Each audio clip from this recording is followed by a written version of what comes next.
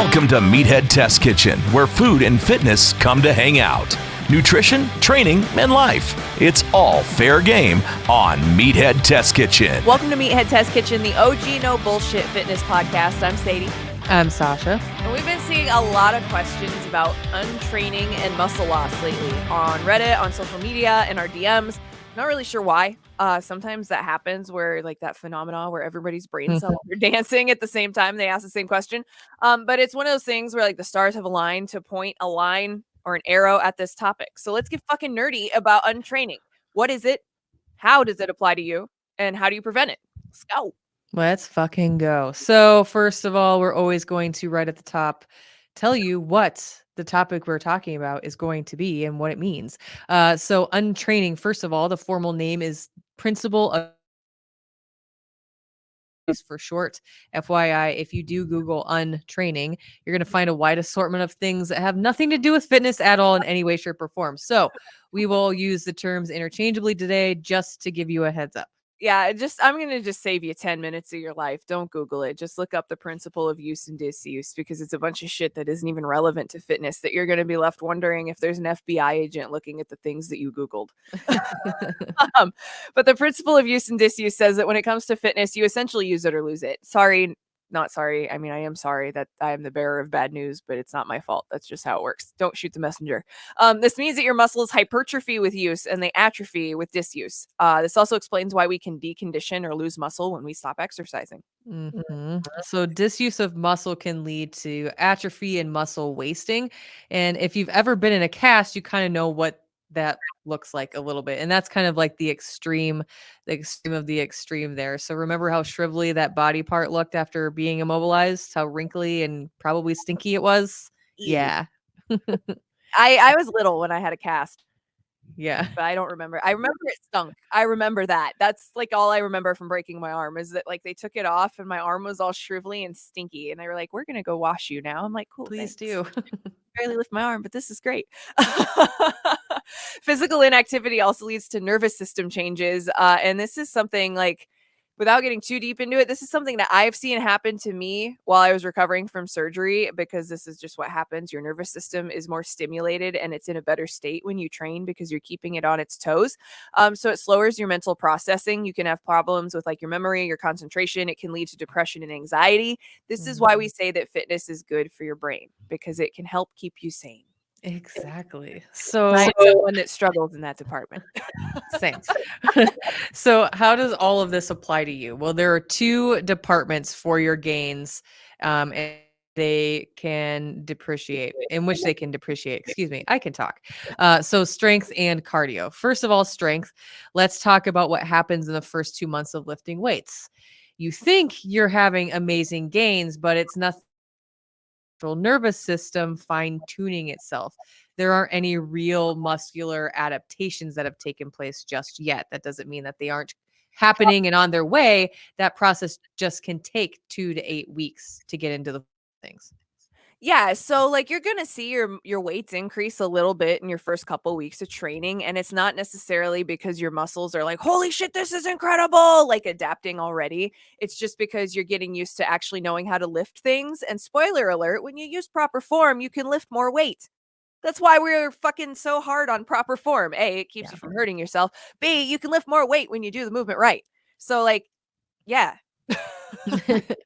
Take that. Take that. But it's not that complicated. Like it's really not that deep. People want to try to make it deeper than that, but it's not. Your body has two types of muscle fibers. That has a slow twitch and a fast twitch. And we've talked about them quite a few times. One is type 1, one is type 2.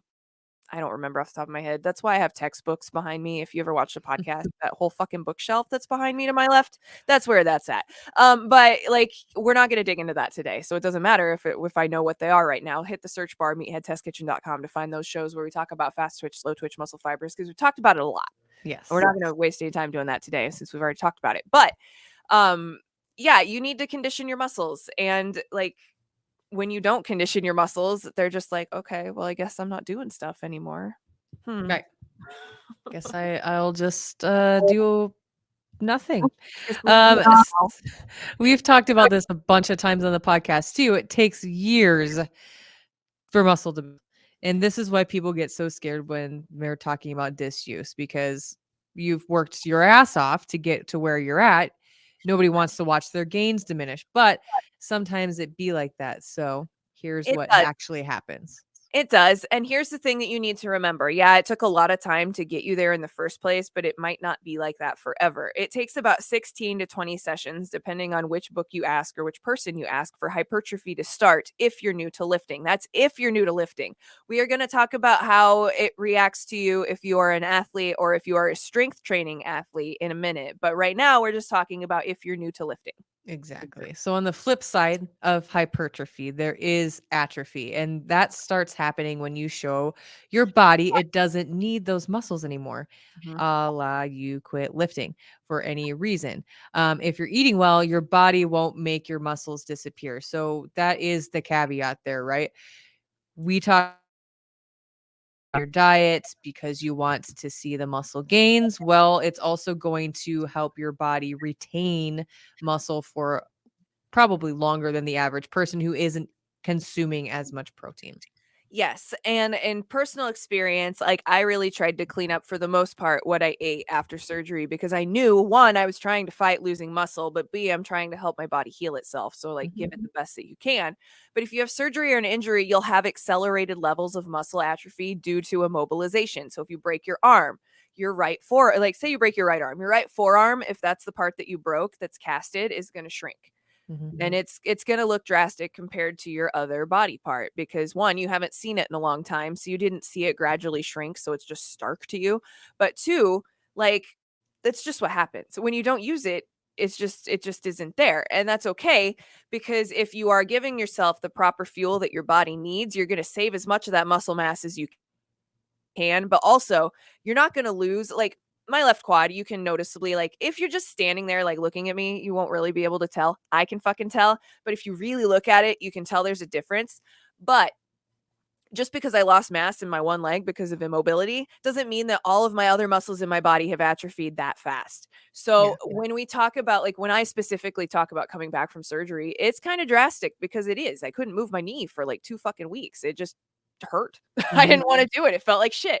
And no matter how much Vicodin you give me, I did not want to bend my left knee to save my fucking life. You could have thrown me off a bridge, and if I had to swim, I wouldn't have done it. I'd be like, I'm dead. Guess I'll die. Yeah.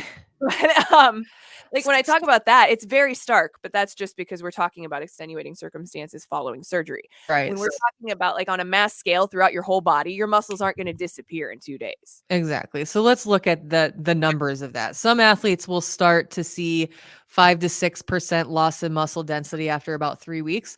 If you're a Olympic lifter, you could see as much as 35% muscle loss in 7 to 8 months. Now let's talk The about this time very. frame's also longer. Keep Yes. that in mind. Yes, but people are gonna get hung up because they heard 35% and that shit sounds drastic, and it is.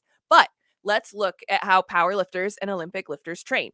These athletes train very aggressively on a 1 rep max scheme, like training plan, based on pushing their 1 rep max for the podium that competition day.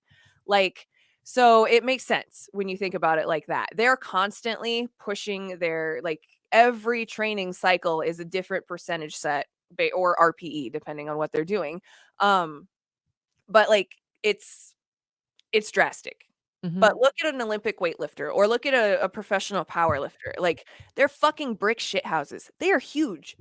Their thighs are bigger than my fucking head. Like, it makes sense that you're gonna lose weight that or that you're gonna lose muscle and weight because you're losing muscle that fast because you're not giving it that hardcore strain, like strenuous training stimuli that the body is used to. So when we talk about use it or lose it, your using it is going to vary on your input, but your lose it's also going to vary on your input. So that's Yeah. something to keep in mind too. If you have a lot of gains, you might notice that they go away quicker than someone that maybe isn't quite as jacked as you are. Yeah. And so again, if you're dealing with an injury or illness, please don't stress about that too terribly much. If you have some foundation, you will have, or I recall a friend of ours had posted like an homage to one of their friends who I think had something, but it took them less time to come back from that injury in terms of gaining their muscle back because of muscle memory, because they've been doing it for so long. So, like, yeah, you may lose some of it, but if you've been doing this for any amount of time, it's going to take you a little bit less time to come back from it too. And that's something, like, personally, I try to remind myself when I'm making the comeback. And, like, I've had friends go through injuries. Like, one of my friends broke their ankle playing softball several years ago and, like, really fucked them up because they're a D1 athlete at the time. They're like, man, this is and I was like, dude, you'll be fine. You're going to come back from this. You're going to come back from it easier than most people because your body is a fine-tuned athletic machine. One of our friends recently had to have surgery because they broke their ankle running and hit some ice. And, that was a conversation that I had with them beforehand. Like, hey, here's some things that, like, I had great doctors. I had great fucking doctors. I have nothing bad to say about any of my doctors that I dealt with when having my knee worked on. However, I didn't know which questions to ask to get the answers I needed. And I didn't know how much atrophy was going to happen with my leg after surgery. So when it happened to me, it really fucked with me pretty hard at first. But then, like, I did a whole lot of Googling and found out that it's completely fucking normal. So, like, I had to have that conversation with them. Like, hey, this is something nobody told me because I didn't know to ask about it. So I'm going to tell you about it now, not to freak you out, but just so you're aware.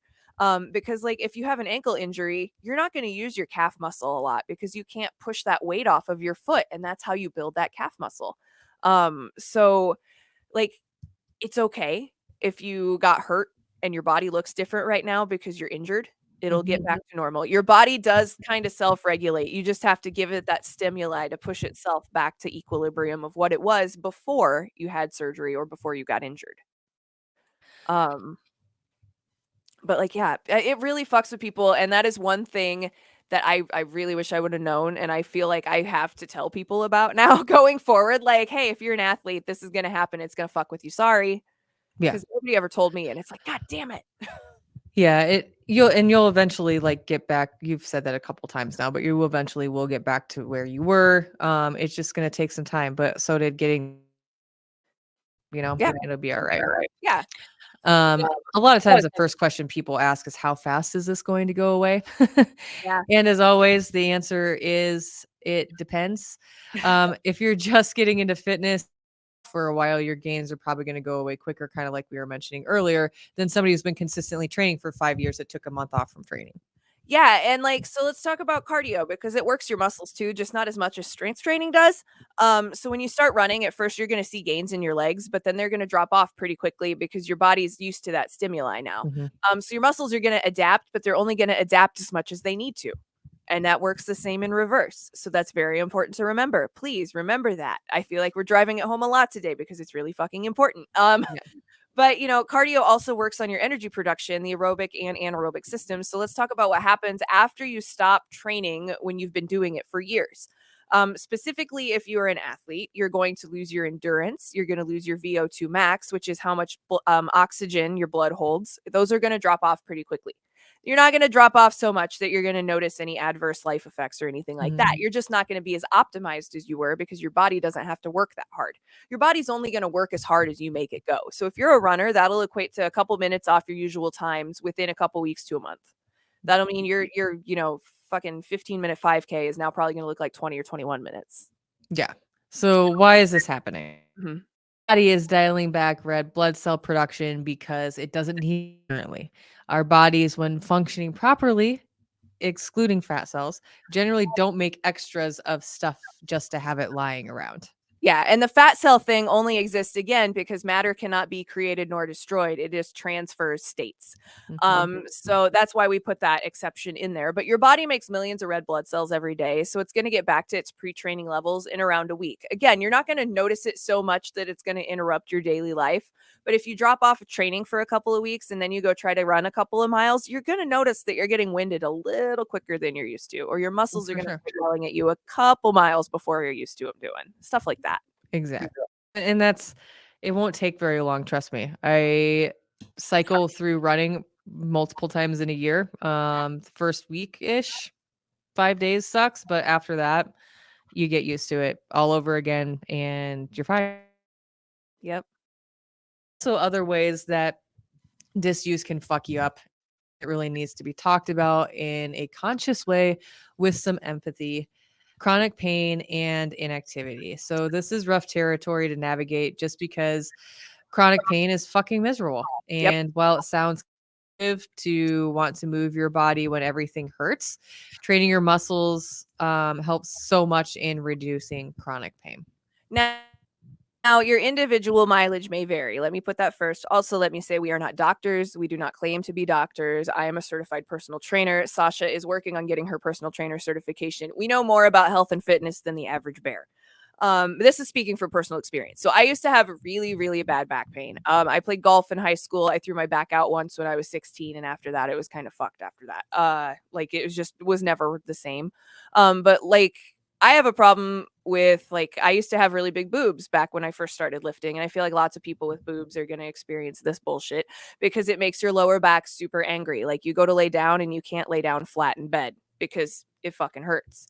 But I started weight training, and within the first year, not only did my boobs start to shrink, which for me was a bonus, but my posture also improved dramatically. My back pain was gone. And I'm not saying this is going to be the exact scenario for everyone, but your mileage may vary. But if you have a solution to your pain problem that is free and doesn't require medical intervention or drugs, like why wouldn't you want to give it a shot? Seriously. Yeah, but 1,000,000%. I can't relate with that, but I know multiple women or femmes in my life that do. And so, I mean, why wouldn't you want to do something that avoids having surgery, right? Yeah. So someone listening totally probably just scoffed at you, but that's okay. We have receipts in the show notes at meatheadtestkitchen.com. If you suffer from chronic pain and the idea of fitness literally makes you want to cry, try talking to your doctor, therapist, someone in your life that is medically trained and can get you the help that you need and headed in the right direction. You can find relief through movement. It's just finding the right person that knows how to speak your language and make you understand it. So if you go to someone and you've had not a great experience, don't stop trying. That's why other doctors exist. That's why you get a second or a third opinion if you don't like the first one. It's okay. Be your own best advocate. That's your duty. No one's going to do that for you. No one's ever going to do that for you. If you want the thing to happen, you have to fucking make it happen. But like I said before, I've seen it in physical therapy with, elderly people that just didn't move their bodies for years. And now they can barely lift their arms above their heads to wash their hair. Like, you don't want that shit to happen to you. We're all bound to get old.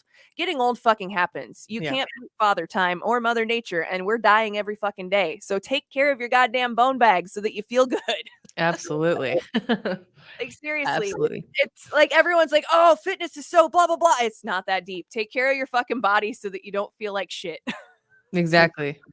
1,000%. So how do we prevent this hypertrophy we've been talking about and disuse? I mean, I feel like there's a big showy payoff here, but there's not. You already know. You prevent untraining by being consistently active. Find a hypertrophy plan that you enjoy and dig into it. If you're into weightlifting, we've got a few at meatheadathletics.com if you're shopping for a new training plan.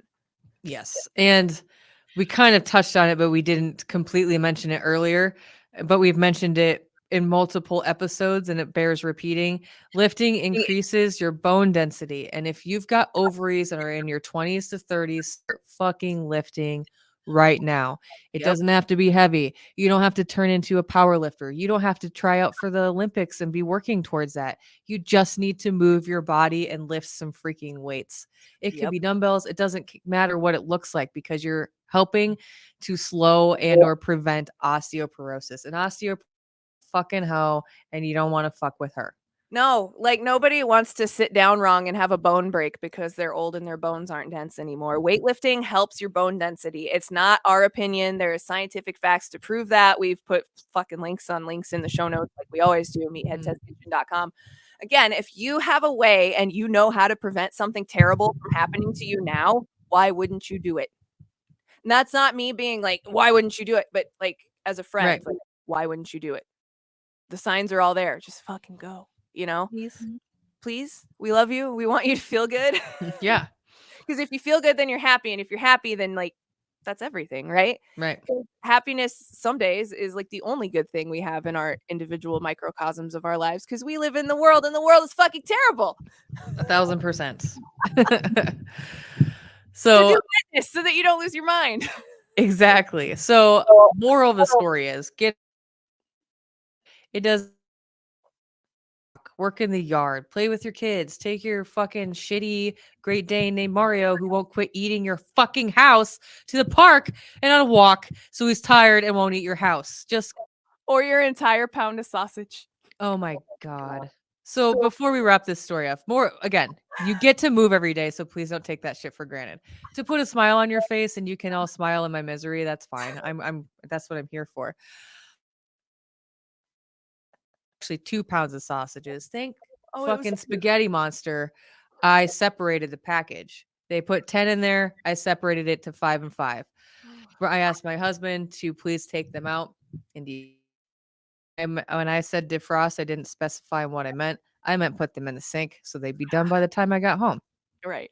He put them in the fridge. They weren't done yet. I put a bag in the sink and I went and moved my fucking body. I went for a walk without the fucking dog. The dog is tall. He's huge. Grabbed the whole bag, ate 5 of the sausages. Spaghetti. Anyway, he ate half of our dinner. So I had a non-alcoholic beer. You texted me that. What was it? You're like, and it's no drink here. What is it? You said, and it's fucking dry January. So I'm going to drink an NA beer about it. Yes. That was good. Anyway, sometimes Mario is a shithead.com /whatthefuck, seriously, we need that on a shirt. Anyway, please move your body. Just don't leave sausages in the sink with the bag not pushed all the way down so your dog eats them while you're moving your body and preventing osteoporosis. If you have pets, a public service announcement from a lady with 4 cats.